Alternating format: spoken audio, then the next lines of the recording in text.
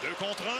Byfield, Fiala la rondelle, la passe, le tir et le but! Was it worth $5.6 million to bring the LA Kings to Quebec City? How about nearly $500,000 to host the Four Nations face-off? The issue is the revenue tallies from events like these come in only months later.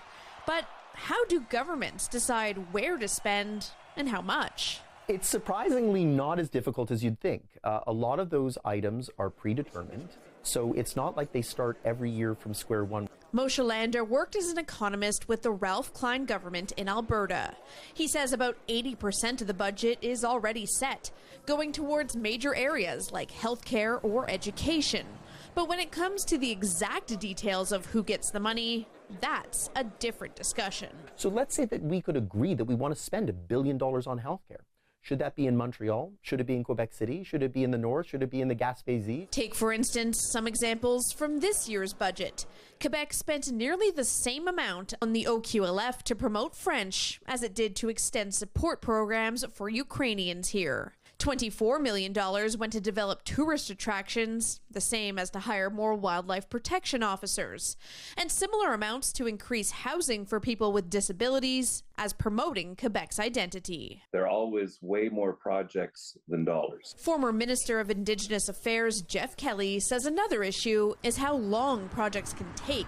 For instance, with a hospital, it can be years between taking a decision and seeing a result. And then there's another cost. It's that twin challenge of finding the capital to build the project, but also looking forward to the operating costs and how I'm going to cover them. And that's never simple either. And no matter how the government chooses to spend, there's always criticism. Public money cannot be distributed like Halloween candies. We have other priorities, and we are $11 billion short. It's not just where Quebec is spending, but how much.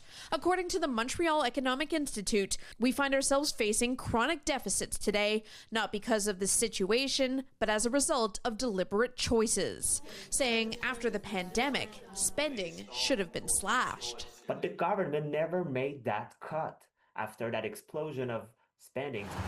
And even though there are clear needs, like urgent repairs at Maisonneuve-Rosemont Hospital, if the money is already earmarked, for instance, to build the Vaudreuil-Dorion Hospital, it can be difficult to move around. The problem with the budget this year is we have so many projects that already are started. The Quebec government hopes to balance the budget by 2029-2030, facing a $13.6 billion deficit. Lander says one of the likely options is to cut spending. And which one of you is safe enough that you can go back to your voters and say, I know we promised, but these are exceptional circumstances. Quebec has already announced $1.5 billion less in spending for healthcare and $151 million in CEGEPs.